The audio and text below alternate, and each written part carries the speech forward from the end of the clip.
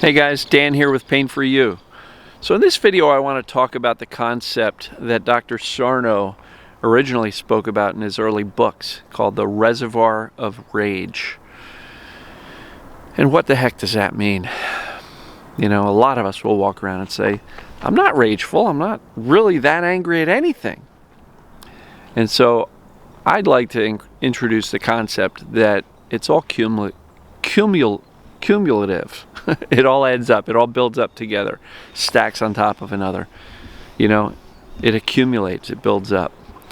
That was a hard word to say. Cumulative. I don't know why I struggle with that one. Anyway, the Reservoir of Rage. You know, maybe as you go back and you do the emotional discovery in your journaling or your feeling process, I feel this, I feel that, you're not really finding that deep anger or even the rage that Dr. Sarno talks about. And we've so much convinced ourselves that we're not angry people, and I don't feel anger and I don't get angry and I'm a really good person, and you know, anger would make me a bad person and then other people wouldn't approve of me because I'm walking around angry. You know, we've so convinced ourselves that anger doesn't fit with who I am. I'm not an angry person. I'm the happy-go-lucky kid who never let anything bother me. So what am I going to do with anger in my 30s when I'm, you know, married, have a kid? Marriage is a little less than perfect, and I got a stressful job and a long commute and all sorts of other stresses, financial stress, didn't own a home. Like, what am I going to do with anger? I'm going to lock it up, right? So you bury all of these little instances of anger. Think some anger here, but I don't want to feel it. Anger there, don't want to feel it. Let's lock that up. It builds up. It accumulates. And that is the reservoir of rage.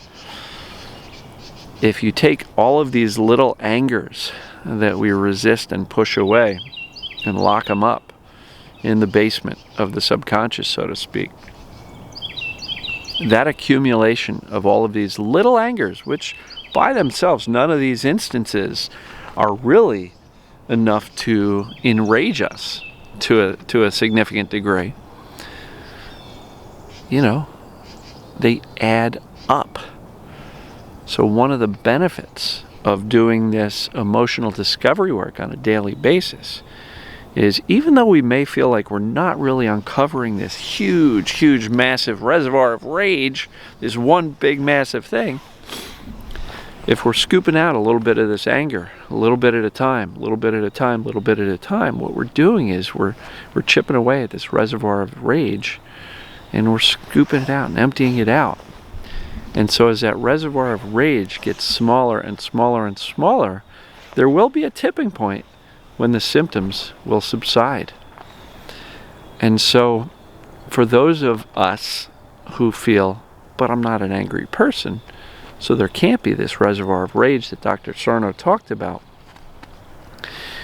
it may not be one massive thing that happened that you're completely enraged about.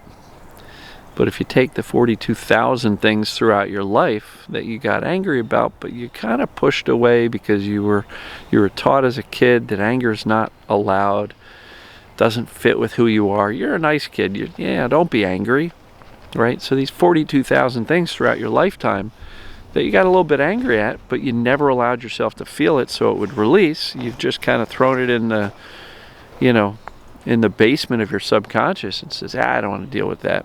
Not a big deal. This stuff adds up, guys and gals. It adds up and accumulates. And if you're wondering, what am I possibly enraged at? Because again, Sarno says most often the offending emotion is not just anger, but really rage. And most of us, I would venture to say, would tell you, I'm not really in a rage. I don't get it. Where's this rage concept that Sarno talks about? Well, where's anger? Where does anger show up in your life? You know, I did that video, Emotions Anonymous, where it's like, you know, Alcoholics Anonymous, and there's a whole room with chairs in a circle, and at every chair sits an emotion. So imagine yourself sitting in the room and pointing towards the chair where anger is sitting and saying, all right, anger, where are you showing up in my life? Not rage necessarily, but anger. And boy, if you let it, anger is going to talk for a really long time. It's going to go on and on and on and on and on. Well, just if you think about it, add up all of those little small, seemingly insignificant pieces of anger, they do build up into what Sarno referred to as the Reservoir of Rage. So my suggestion for you is that this emotional discovery isn't necessarily to find this one massive event in our life. I'm not suggesting you tear through your childhood and excavate everything you can do to find that one massive event that's caused all of this rage. But give yourself permission to actually feel and experience all of these little, seemingly, excuse the language, bullshit instances where you got pissed off, but really you've decided it didn't mean anything, so I'm going to let that go. Let it go sometimes means shove it in the basement into that reservoir where it builds up and builds up and builds up. So think about this concept of the Reservoir of Rage not as one massive event, but an accumulation of all of the instances when you got angry, a little bit pissed off, really angry, all of these situations that you've decided they don't fit. I'm not an angry person, so let me avoid them. Let me lock them up. And what you're doing by avoiding these emotions instead of feeling them and letting them release is you're adding to this reservoir.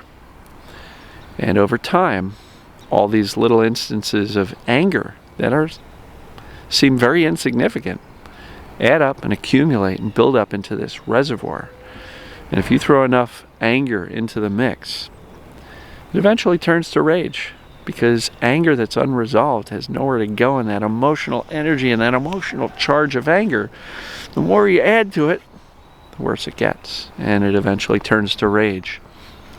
So some people have expressed to me in conversation or in messages through the Facebook group or page or YouTube comments that, wow, I really got into this and I was floored. I couldn't believe how much rage came out. Like they were absolutely astonished and shocked by how much rage came out of them. And inevitably, it's this reservoir of rage. And I believe most of us who have been avoiding anger and rage have really accumulated a lot. And my encouragement for you is to allow yourself, little by little, to explore this in your emotional discovery process. Where's anger showing up? What have I gotten angry about that I have chosen to push away because it seemed insignificant? But it's all significant. Just feel it all and allow it all to release, so that way you're not carrying around this reservoir of rage. Because I'll tell you what, it's pretty darn heavy to carry around, and it takes a toll on us. It takes a toll on us emotionally. It's really, really hard to hold it in and to smile when you're really freaking pissed off. You can't fake it. And if you let that reservoir build up and build up and build up, people around you are going to go, what's wrong with you? You seem off. What are you mad about? No, it's good. I'm fine. No, you seem like something's wrong. Well, you're carrying around this reservoir of rage because you don't give yourself permission to feel the emotions in your own head and your own heart and your own emotional discovery process. And as a result, you're like a ticking time bomb in some cases, because it builds up, and then boom. How many of us, comment below, how many of us have bit our tongue and swallowed this anger and rage and bitterness for so long that we eventually blow up? And in that case, we have a real conflict, words, and a bad exchange between somebody we care about. So this reservoir of rage, it's not supposed to be a reservoir. Think of it more like a brook, right? Think of it like a stream. These little pieces of anger are floating down the stream. We're supposed to feel them and let them keep going. You know how you make a reservoir? You block up the stream. Think about it. Go look at the maps, Google Maps, and look for reservoirs in your geographic area. Inevitably, a reservoir is literally where they dammed it up and didn't let the water through, so it would flood, and now all of a sudden you got this reservoir. Now look, from the standpoint of water, sometimes that's useful because we want to have this reservoir of water for drinking water and to supply the region. But if you think of the reservoir of rage, you know how we get that? We take this stream of emotions and experiences that we've got that include anger, include some rage, some other things, and if we dam them up and we don't allow them to pass through and be felt and release, we get a reservoir. So think of emotions as water in the stream, and just decide and choose that I am not going to create this reservoir any longer.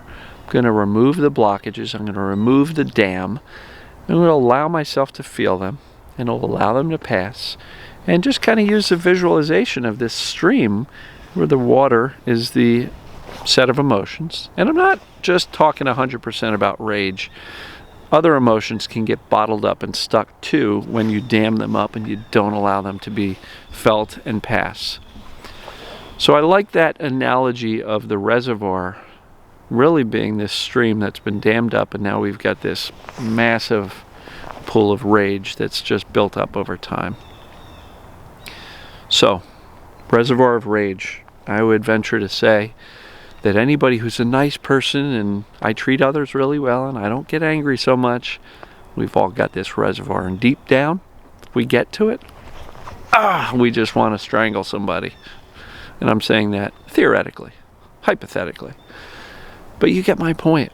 We're carrying around so many negative emotions that we just have decided, they're unpleasant, so I don't want to deal with them, or they might cause me social consequences.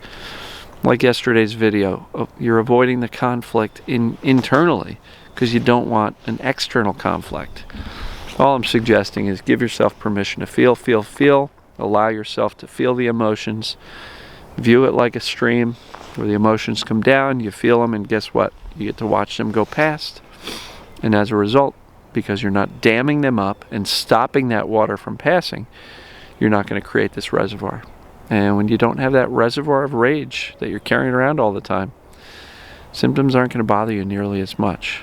Now look, there's a lot of mindset stuff that I talk about, which is really losing the focus on the pain, shifting your focus towards the emotional world or gratitude or going about your day. Those are topics for another video, and they are equally important to the emotional discovery work. But I really want to focus on the emotional discovery stuff because sometimes I feel like I'm talking about the mindset stuff too much and not really giving you too many strategies or tools or ways of thinking about the emotional discovery side. So yesterday, where's the conflict? That video. Today, the Reservoir of Rage. I think these are really key areas to allow yourself to maybe start seeing the emotions that you've been resisting and running away from, and maybe why you've been running away from them, and some of the importance of this emotional discovery work, because there's a lot of resistance to it. And I always say, the more you resist the emotional discovery work, that's more proof that you actually really need to do it. Because if you're resisting it, that's just evidence that you really need to do it. And if you still believe that these emotions are bad, dangerous, make you a horrible person, I'll point it out again. Go to painforyou.com, download the self-assessment, and in there is that 3-column exercise where you get to define what it means about you if you feel these emotions, and then redefine what it means about you if you feel the emotions. If you still are afraid of these emotions, you got to do that exercise. Really, really critical. So, what do you guys think? Reservoir of Rage. Are you carrying one around? If so, start removing rocks from that dam in the stream. Do the emotional discovery. Give yourself permission, and you'll get better. You will feel less and less weight because you're not carrying around this reservoir of rage anymore. So let me know what you guys think. Do you have an emotional reservoir of rage? Let me know. Thanks, guys. Love you, and we'll talk to you in the next video. See ya.